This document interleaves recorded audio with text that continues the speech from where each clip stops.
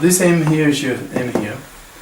This string is your ordered pair that will go into S. Okay, and so S can extract M, the Turing machine. It can modify it in such a way that ... and it's the ...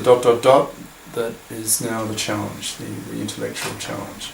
Okay? So here's the critical wording. So pay attention. Okay, so we're going to modify this machine M here. And so, what do we call it? M2. Okay, so so you take this machine and you modify it, and it becomes machine M2. So M2 is based on M. That's a comma there. Now, so what does M do? Sorry, M2. What does this modified machine? What's its role? What does it do? Well. Here's the critical wording, okay? It will recognize a regular language if and only if M accepts W. Okay, so that's sort of critical. It recognizes a regular M accepts W. Right? Now, M accepting W, that's the sort of thing that a recognizer does. An ATM, in the context of an ATM. And recognize a regular language. That's what R is doing. Right? R is a decider, so it can. Deciders R recognizes. Deciders do more than just recognize; they also reject all non-members of the language. Okay, so. So here's the statement. Now, why is another question. But okay, so we construct S. It takes this as input. It extracts the information here about M. It modifies it.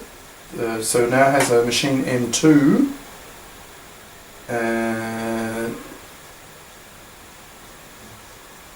Which can recognize a regular language. If and only if M, not M2, M accepts W.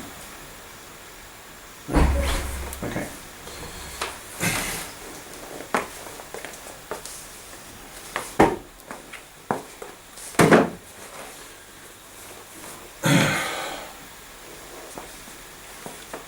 And so this M2 does two things. So if M accepts W, then M2 will recognize a regular language. Okay. Now, if M does not accept W, then M2 will recognize the non-regular language. This one. Now we know that's a non-regular language. We proved that chapter 1, I think, on regular languages. Okay.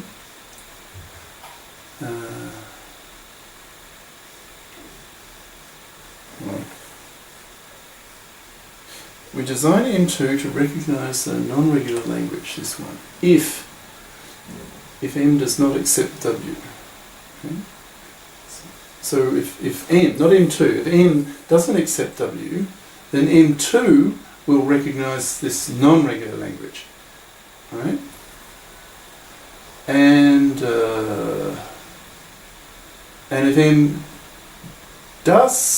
if M does accept W, M, not M2, if M does accept W, then M2 will recognize this language, which is a regular language. So let me reword that. So S will extract the machine M. It will modify M into M2. And this M2 can behave in two ways, depending on what M, not M2, what M does with string W. If M accepts the string W, then M2 will recognize this regular language. Okay? And if M does not accept W, M2 will recognize this non-regular language. Okay? Now you may ask why. Where's all this going? Good question. Right. Now, and it has a bit of comment here. You need to, in doing this, you'll need to specify how does S construct an M2 machine that does these things. How do you construct your M2 from M and W? So the input to your machine S is this ordered pair M and W. So S extracts these two things and then constructs M2 that behaves, either it recognizes a non-regular language or it recognizes a regular language. Right?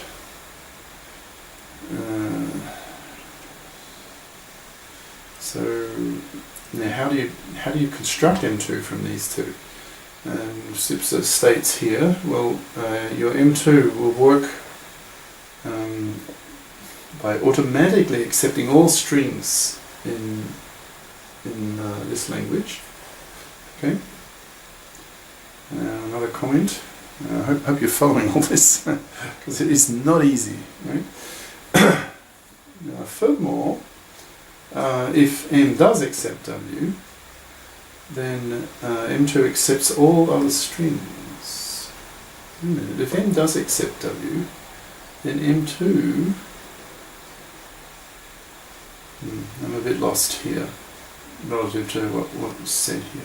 Anyway, that if you can click on all that and make sense of it, take my hat off to you. Because the first time, to be honest, the first time I read all that, my first impression was, what the? It didn't click at all. And the second attempt, it still hasn't fully clicked. And I don't want to spend, because I'm getting tired. I'm going to have to change my regime. I don't want to spend like an hour figuring, or half an hour figuring out how the damn thing works to be able to explain it to you. So I'll toss it out as a brain teaser, as a challenge. Right? This is probably the hardest one we've done so far. It'll be interesting to see what level it reaches in the advanced topics in chapter 6. Alright, so try and figure out the relevance of these few lines to this. And ask yourself, why is M2 behaving in these two ways? Why in one case does it recognize a non-regular language, and in the other case it recognizes a regular language? I feel like, I have a feel about that. I think I could probably rationalize that, because we have to reduce, right? We have to use R to we have to reduce S to R. Take the problem of solving the problem that R solves and use it as to help us solve the problem of S. The problem of S is how to decide ATM. Alright, well, that's the proof idea. Now the actual proof. So, well, as usual, assume this is decidable. Okay, so therefore the Turing machine R that decides it. That's nothing new there. Construct a Turing machine S to decide ATM. All that, just a repeat. Now S. Now this is actual detailed, right? So now this may help figure out what's going on here. So how does this S works in the following way? So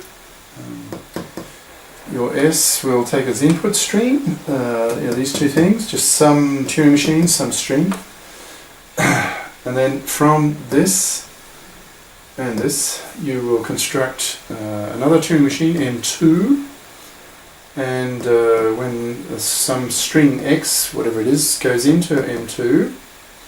Now if that string has the form this, now that is a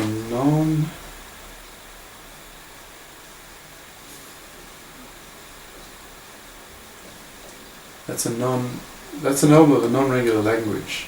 Okay. So if the element is a member of a non-regular language, except. Okay. And if it doesn't have that form, well then you run M on the input W and accept if M accepts W. Woo. Okay. Right. Okay, stage 2, well then you run R on the, so this is building your M2, your modified machine, based on M and W. And you're actually going to work on M2. Okay? So you get an encoded description of M2 and you feed that into R. And you can't see it, but the third line, stage 3 is, so if R accepts, then S accepts. And if R rejects, then S rejects. Well, that means, well then it gets back to familiar territory. That means that your S then decides ATM. And then we come to the usual conclusions. Well then, we know that ATM is undecidable, so therefore R cannot exist, and therefore the language regular TM is undecidable. Right? So from that part's quite familiar. It's this. It's figuring out the reason behind M2. Why is M2 doing this?